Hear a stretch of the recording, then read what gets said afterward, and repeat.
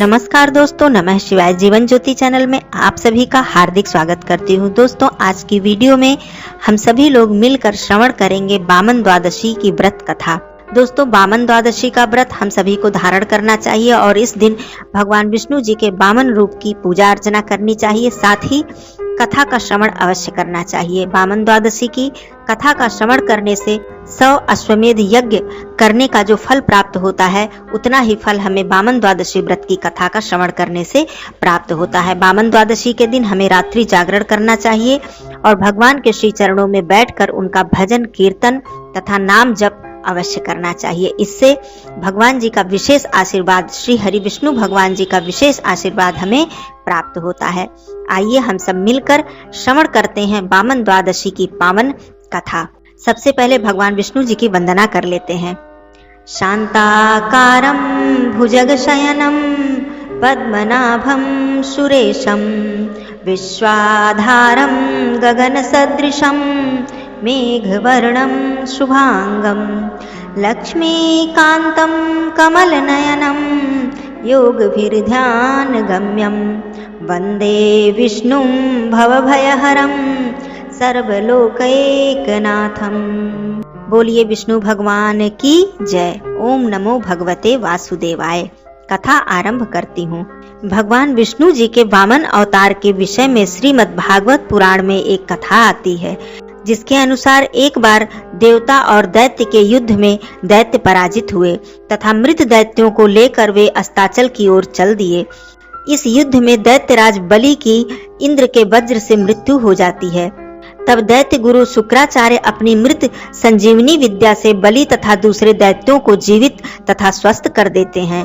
राजा बलि के लिए शुक्राचार्य एक यज्ञ का आयोजन करते हैं तथा अग्नि से दिव्य बाण तथा अभेद्य कवच प्राप्त करते हैं और असुर सेना अमरावती पर आक्रमण कर देती है। असुर सेना को आते हुए देखकर देवराज इंद्र यह समझ जाते हैं कि इस बार असुरों का सामना हम लोग नहीं कर पाएंगे, इसलिए सभी देवता भाग जाते हैं। स्वर्ग दैत्यों की राजधानी बन जाता है। तब शुक्राचार्य राजा बलि के अमरावती पर अचल राज्य करने के लिए 100 अश्वमेध यज्ञ का आयोजन करवाते हैं। इंद्र को राजा बलि की इच्छा का ज्ञान होता है कि राजा बलि के 100 यज्ञ पूरे हो जाने पर फिर उनको स्वर्ग से कोई नहीं निकाल सकता है। इसलिए इंद्र भगवान विष्णु जी की शरण में जाते हैं तथा भगवान विष्णु इंद्र की सहायता करने के लिए आश्वासन देते हैं। तब भगवान विष्णु वामन रूप में अदिति के गर्भ से उत्पन्न होने का वचन देते हैं। इधर कश्यप जी के कहने पर माता अदिति पयोव्रत का अनुष्ठान करती हैं, जो कि पुत्र प्राप्ति के लिए होता है। तब भाद्रपद मास की शुक्ल पक्ष की द्वादशी तिथि के दिन प्रभु माता अदिति के गर्भ से प्रकट होकर अवतार लेते हैं तथा ब्रह्मचारी ब्राह्मण का रूप धारण कर लेते हैं। महर्षि कश्यप ऋषियों के साथ उनका उपनयन संस्कार करते हैं। वामन बटुक को महर्षि पुलक ने यज्ञोपवीत, अगस्त ने मृगचर्म, मरीचि ने पलाश दंड, सूर्य ने छत्र, भृगु ने खड़ाऊ, सरस्वती ने रुद्राक्ष की माला तथा कुबेर ने भिक्षा पात्र दिया। तत्पश्चात भगवान वामन पिता की आज्ञा लेकर बलि के पास जाते हैं। उधर राजा बलि नर्मदा नदी के उत्तर तट पर अंतिम यज्ञ कर रहे होते हैं। वामन अवतारी श्री विष्णु जी राजा बलि के पास पहुंच जाते हैं। राजा बलि वामन को देखकर पूछते हैं, आप कौन हैं? तब वामन उत्तर देते हैं, हम ब्राह्मण हैं। फिर बलि प्रश्न करते हैं, तुम्हारा वास कहाँ है? तब भगवान विष्णु जी उत्तर देते हैं, ये संपूर्ण ब्रह्म सृष्टि ही हमारा निवास है।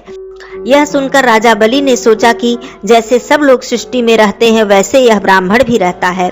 फिर बलि पूछते हैं, तुम्हारा नाथ कौन है? तब भगवान विष्णु जी उत्तर देते हैं, हम सबके नाथ हैं, हमारा कोई नाथ नहीं है।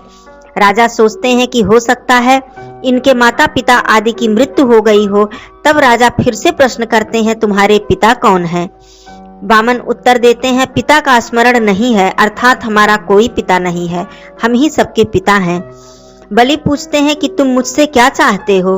वामन उनसे भिक्षा मांगते हैं, 3 पग धरती। बलि को आश्चर्य होता है कि वामन की 3 पग धरती तो बहुत थोड़ी होती है। वे कहते हैं, यह तो बहुत थोड़ी है। वामन कहते हैं, इतने से ही हम तीनों लोकों की भावना करते हैं। अर्थात हम 3 पग में ही त्रिलोकी नाप लेंगे। बलि के गुरु शुक्राचार्य बलि को वचन देने से रोकते हैं, फिर भी बलि नहीं मानते हैं।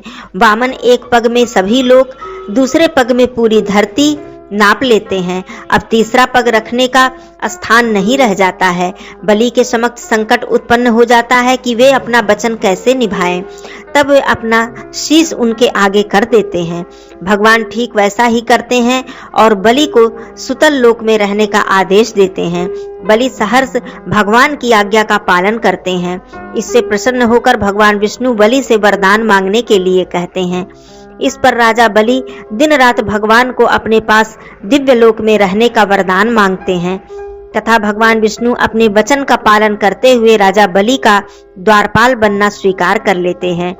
बाद में देवी लक्ष्मी राजा बलि से वर मांगकर भगवान विष्णु जी को मुक्त करवा लेती हैं।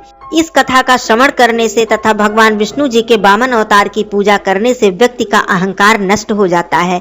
जिस प्रकार राजा बलि का समस्त अहंकार नष्ट हो गया और उसने भगवान के श्री चरणों में अपने शीश को झुका लिया, उसी प्रकार मनुष्यों का उद्धार होता है। तो सभी भक्तजन इस कथा का श्रवण अवश्य करें। बोलिए श्री हरि विष्णु भगवान की जय। बोलिए माता लक्ष्मी मैया की जय। कथा समाप्त होती है। धन्यवाद दोस्तों। नमः शिवाय।